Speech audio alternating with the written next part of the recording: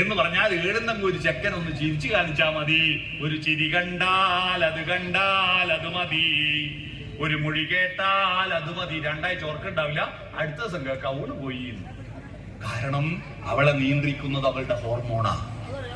മനസ്സോ സംസ്കാരമോ അല്ല, മനുഷ്യത്വമല്ല, ചിന്തയല്ല. ശരീരത്തിന് ഏതെങ്കിലും ഒരുത്തനെ കിട്ടണം, ഏതെങ്കിലും ഒരു പെണ്ണിനെ കിട്ടണമെന്ന് ചെക്കനും, ഏതെങ്കിലും ചെക്കനെ കിട്ടണമെന്ന് പെണ്ണും. ശരീരം ഇണചേരാനുള്ള താല്പര്യം, അതിനെ നിയന്ത്രിച്ചു നിർത്താനുള്ള മനസ്സാകുന്ന മുയൽ ഉറങ്ങി.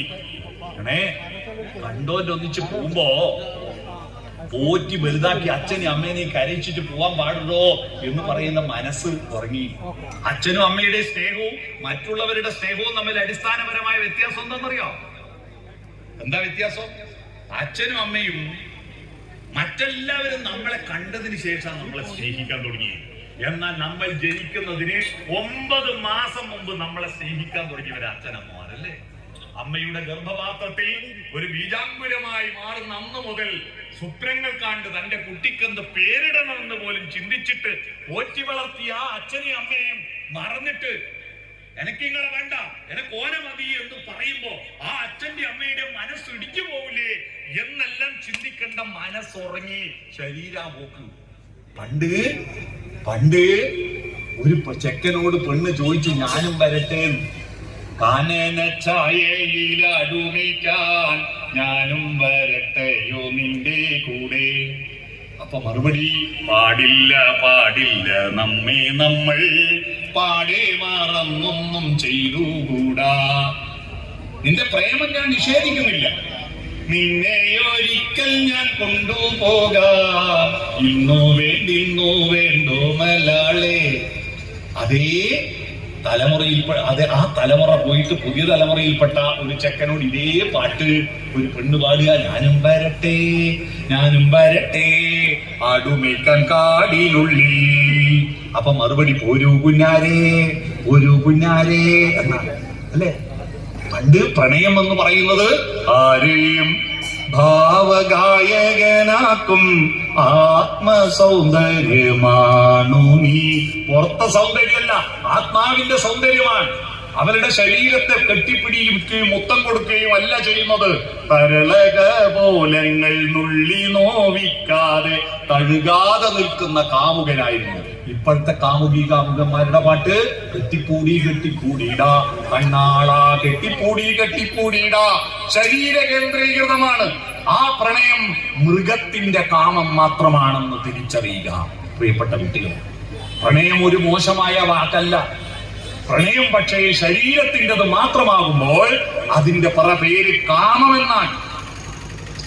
എന്നാൽ മനുഷ്യന്റെ പ്രണയം എന്ന് പറയുന്നത് ശരീര കേന്ദ്രീകൃതമല്ല, ഹൃദയങ്ങൾ തമ്മിൽ, വികാരങ്ങൾ തമ്മിൽ, സംസ്കാരങ്ങൾ തമ്മിലുള്ള ബാന്ധവമാക്കെയാണ് പ്രണയം എന്ന് പറയുന്നത്. ഇതൊന്നും ഇല്ലാത്തത് എന്താ? മനസ്സാകുന്ന മുയൽ ഉറങ്ങി, ശരീരം ആകുന്ന ആവ പോയി. ഒരു കൊല്ലം കഴിയുമ്പോ ട്രോഫി വാങ്ങി വരും. കണ്ടില്ലേ, ഒന്നിനും തട്ടിയിട്ട് വരുന്നത് അല്ലേ? നീ എന്റെ അമ്മയെ ഓൻ കഞ്ചാവാങ്ങി ഇപ്പൊ തിരിഞ്ഞ് എന്തെന്നാ ഇനിയിപ്പോ ചെയ്യാന്ന് പറഞ്ഞ് നടക്കുക. ഇതാണ് അവസ്ഥ. ഈ അവസ്ഥയിലേക്ക് നമ്മുടെ കുട്ടികൾ മാറുന്ന ഒരു അവസ്ഥ അറിയോ നിങ്ങള്? മനുഷ്യനും തമ്മിലുള്ള പ്രണയബന്ധത്തിന്റെ സഫലീകരണമാണല്ലോ വിവാഹം. എന്നാൽ ഈ വിവാഹം വേണ്ടെന്ന് പറയുക ഇപ്പോഴത്തെ കുട്ടികള്. വിവാഹം വേണ്ട, പിന്നെന്താ? കാമവികാരം ശമിപ്പിക്കാൻ വേണ്ടിയിട്ട് ലിവിങ് ടുഗദർ. ഈ താലി കെട്ടുന്ന കല്യാണത്തിന് നമ്പൂരിമാര് ചൊല്ലുന്ന മന്ത്രാണ് തന്തു എന്ന് പറഞ്ഞാൽ താലി കെട്ടിയിട്ടുള്ള കല്യാണമാണ്. പക്ഷെ ഇപ്പൊ 10-15 കൊല്ലമായിട്ട് നമ്മളെ പിള്ളേർ പാടുന്നെന്താ? ഈ പരിപാടി വലിയ ഇടങ്ങാറാ. അങ്ങനെ കല്യാണം കഴിച്ചാ മാംഗല്യം തന്തുനാനേന, പിന്നെ ജീവിതം തുന്തനാനേന, കൊലഞ്ഞു പോവും. അതുകൊണ്ട് കല്യാണമേ വേണ്ടെന്ന പുതിയ പിള്ളേരുടെ പരിപാടി. പിന്നെന്താ പരിപാടി? വീടുന്നൊക്കെ ഒരു ചെക്കനെയും പെണ്ണിനും സംഘം ഒത്തുചേരുക, വീടിന്റെ റൂം വാടക എടുക്കുക, ഫ്ലാറ്റ് എടുക്കുക, ആടെ ഇന്നതിനെ ചേർന്ന് രമിക്കുക, മടുക്കുമ്പോ രണ്ടും വഴിക്ക് പോവുക, ലിവിങ് ടുഗദർ. അതിലുണ്ടായ മക്കളെ ഓന്റെ അച്ഛൻ നോക്കുക. അനാഥ മന്ദിരങ്ങളാണ് ഇനി വരാൻ പോകുന്നത്, നിങ്ങൾ അറിയുമോ? ഇങ്ങനെ ലിവിങ് ടുഗദറായിട്ട് ജീവിച്ചിട്ട് തെരുവിൽ ഉപേക്ഷിച്ച, ഞാനിന്ന് ജില്ലാ പഞ്ചായത്തിന്റെ യോഗത്തിൽ ഒരു തീരുമാനം എടുത്തിട്ടാ വരുന്നത്. കണ്ണൂർ ജില്ലാ ആശുപത്രിയിൽ അമ്മത്തൊട്ടിൽ സ്ഥാപിക്കണമെന്ന്. എന്ന് പറഞ്ഞാൽ അച്ഛനില്ലാതെ ഭർത്താവാരും അറിയാതെ പ്രസവിക്കുന്ന കുട്ടികളെ കൊന്നുകളയുന്നു സ്ത്രീകൾ. കൊന്നുകളയണ്ട, ആരും വേണ്ട ആൾ പോറ്റിക്കോട്ടെ. അതുകൊണ്ട് ആരോരും കാണാതെ കൊണ്ടുപോയിട്ട് അമ്മത്തൊട്ടിൽ ഉണ്ടാക്കാൻ അമ്മത്തൊട്ടിൽ ഉണ്ടാക്കുക. ഇനി ആവശ്യം വരും. അത് മനുഷ്യ കുടുംബ ബന്ധത്തിന്റെ അടിത്തറ തകരുക. ഈ തകർന്നാ പിന്നെ എന്ത് സ്വാശ്രയത്വം, എന്ത് ആശ്രയം, എന്ത് ചാരിറ്റി, എന്ത് സ്നേഹം, എന്ത് മനുഷ്യത്വം, എന്ത് മനുഷ്യ സ്നേഹം? ഒന്നുമില്ല. ഉണ്ണുക, ഉറങ്ങുക, ഉണ്ണിണ്ടാക്കുക, വിസർജിക്കുക. ഇതാണ് മനുഷ്യൻ എന്ന ഒരു തോന്നലിലേക്ക് നമ്മുടെ പുതിയ തലമുറ വരുന്നത്. ഇതിനെ മാറ്റിയെടുക്കണം. ഇത് മാറ്റിയെടുക്കാനാണ് ആശ്രയ പോലുള്ള ഈ ചാരിറ്റബിൾ സൊസൈറ്റികൾ പരിശ്രമിക്കുന്നത്. നമ്മുടെ കുട്ടികൾക്ക് നല്ല മനുഷ്യപ്പറ്റുള്ള കുട്ടികളുണ്ട് കേട്ടോ, നല്ല സ്നേഹമുള്ള കുട്ടികളുണ്ട്. പക്ഷെ ഒരു നിശ്ചിത പ്രായം എത്തുമ്പോൾ മീശയെന്ന് മുളക്കുമ്പോഴേക്ക് ഇവൻ വിചാരിക്കുക ഞാനങ്ങ് രാജാവായി പോയി. പിന്നെ എല്ലാവരോടും പുച്ഛം. ആരാ ഇത് ഉത്തവാദി? ഇനി നമുക്ക് വീണ്ടും ആ കാട്ടാളിലേക്ക് പോകാം. 5 കാര്യങ്ങളിൽ ഒന്നേ ഞാൻ പറഞ്ഞിട്ടുള്ളൂ, ചിന്ത. രണ്ടാമത്തെ കാര്യം കമ്മ്യൂണിക്കേഷൻ, ആശയവിനിമയം. ഇതിന്റെ പോരായ്മ കൊണ്ടാണ് നമ്മുടെ കുട്ടികൾ ഒരു നിശ്ചിത പ്രായമാകുമ്പോൾ വഷളാവുന്നത്. എന്താ ഈ കമ്മ്യൂണിക്കേഷൻ?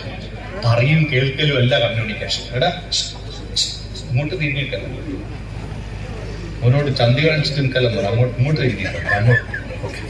അപ്പോ കമ്മ്യൂണിക്കേഷൻ എന്താ? ഇത് കമ്മ്യൂണിക്കേഷൻ ആശയവിനിമയം. എന്താണ് ഈ കമ്മ്യൂണിക്കേഷൻ? പറയുക, കേൾക്കുക, ഇതാണോ? അല്ല.